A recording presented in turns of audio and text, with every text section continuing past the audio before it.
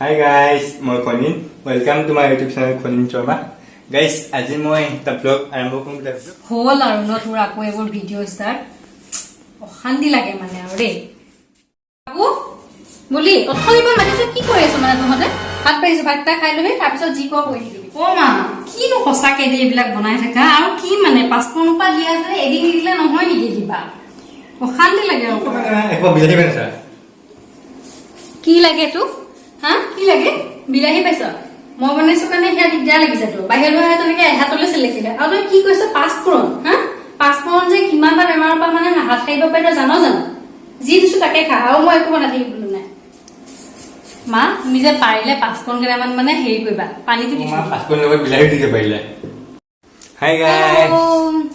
আজি ভিডিওটো মাক লৈ পেলাই বনাইছো মানে মায়ে কেনেকুৱা কৰি থাকে